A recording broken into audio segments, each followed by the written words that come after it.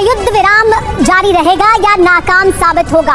अब इजराइल क्या इंतकाम लेगा? क्या ईरान और इजराइल के बीच सिर्फ 4 घंटे में ही युद्ध विराम खत्म हो गया? क्योंकि इजराइल ने कहा है कि ईरान ने युद्ध विराम तोड़ दिया है, युद्ध विराम लागू है, लेकिन ईरान ने इजराइल पर हमले कर दिए हैं। मतलब ट्रंप ने जो युद्ध विराम लागू करवाया वो 4 घंटे में क्या टूट गया और दोनों देश फिर से क्या एक दूसरे पर हमला करने लगे हैं? देखिए अभी की इस वक्त की बड़ी खबर आपको बता दें, किस तरह से युद्ध विराम के ऐलान के बाद भी हमले जारी रहे हैं। सीज फायर के बीच इजराइल ने बड़ा दावा किया है, ईरान ने सीज फायर तोड़ा है, ये दावा किया जा रहा है इजराइल द्वारा।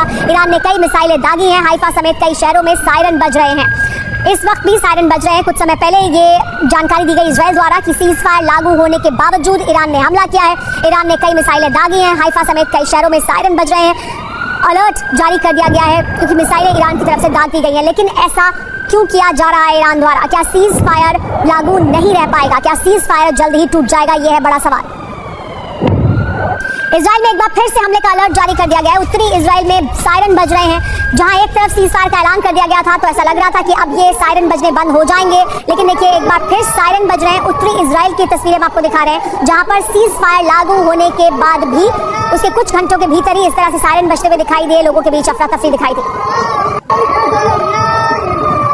इजराइल में दरअसल एक बार फिर से हमले का अलर्ट जारी कर दिया गया है। उत्तरी इजराइल में सायरन बज रहे हैं इसी वजह से क्योंकि यहाँ पर हमले का अलर्ट जारी किया गया है। हाइफा में 2 धमाके सुने गए हैं, हाइफा में धुएं का गुबार उठता हुआ देखा गया है और इजराइल द्वारा ये दावा किया जा रहा है कि देखिए ईरान ने सीज फायर को तोड़ा है, हाइफा और इसके अलावा कई और शहरों को निशाना बनाया है, मिसाइलें दागी हैं। हाइफा में किस तरह से हमला किया गया उसका धुएं का गुबार उठता हुआ आसमान में दिखाई दिया। इस बीच इजराइल के डिफेंस मिनिस्टर ने बड़ा बयान दिया है। ईरान ने सीज फायर का उल्लंघन किया, ये कहा काद्स ने। आईडीएफ को हमले का आदेश दे दिया गया है, यानी क्योंकि सीज फायर का उल्लंघन किया ईरान ने इसलिए हमले का आदेश दे दिया गया है। ये कह रहे हैं रक्षा मंत्री, तेहरान को हम हिला देंगे, ये कहना है काद्स का। आईडीएफ को हमले का आदेश दे दिया गया है। अगर ईरान युद्ध विराम का उल्लंघन कर रहा है तो फिर अब हमला आईडीएफ द्वारा भी किया जाएगा। सीज फायर पर इजराइल को भरोसा नहीं है, इजराइल पूरी तरह से तैयार है। तो क्या ईरान को भरोसा है? ईरान ने सीज फायर का उल्लंघन किया, ये कहना है काद्स का। काद्स ने आईडीएफ को जवाब देने का आदेश दे दिया है। अगर हमला होगा तो जवाब दिया जाएगा। वित्त मंत्री ने कहा है कि तेहरान एक बार फिर कांप उठेगा। सांसद लिमर ने कहा है कि मिसाइल का जवाब देंगे। विपक्षी लीडर एविगडोर ने कहा है कि हमले हम किसी भी सूरत में बर्दाश्त नहीं करेंगे। इसके अलावा सांसद गोटलीब ने कहा है कि उल्लंघन का जवाब दिया जाएगा इजराइल द्वारा। बीर शेबा जहां पर हमला किया गया था, जहां पर इस मिसाइल से हमला हुआ, वहीं पर मौजूद है टीवी 9 भारतवर्ष संवाददाता इजराइल से लाइव हमारे साथ मनीषा।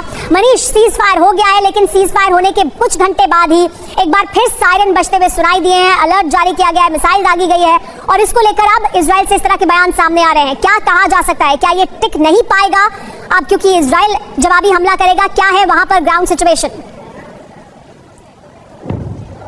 देखिए, अगर अमेरिका में अंग्रेजी में सीज फायर का मतलब युद्ध रुकना होता है तो कम से कम फारसी में और हिब्रू में तो इसका मतलब ये नहीं होता है जो इस वक्त मैं कैमरे से आपको दिखाने की कोशिश कर रहा हूँ। यानी कि मेरे ठीक पीछे में वो इमारत जहाँ पर कि तथाकथित सीज फायर के बाद मिसाइल से हमले हुए और उसके बाद ये विध्वंस हुआ, ये तबाही हुई और फिर यहाँ पर 4 लोग मारे गए, 3 दर्जन से अधिक लोग घायल हुए। तो कम से कम इसे हिब्रू में और फारसी में तो आप सीज फायर नहीं कह सकते हैं। बहरहाल हमने देखा कि ट्रंप के अनाउंसमेंट के बाद किस तरीके से ईरान की तरफ से 1 घंटे के भीतर 5 राउंड मिसाइलों से हमला किया गया। न केवल इतना बल्कि अभी से थोड़ी देर पहले जब इजराइल के प्रधानमंत्री बेंजामिन नेतन्याहू की तरफ से आधिकारिक ऐलान आया कि जी हां, हम राष्ट्रपति ट्रंप के प्रयास के साथ हैं और युद्ध विराम का समर्थन करते हैं, उसके बाद भी इजराइल की तरफ से ईरान की तरफ से नॉर्थ इजराइल में मिसाइल अटैक हुए।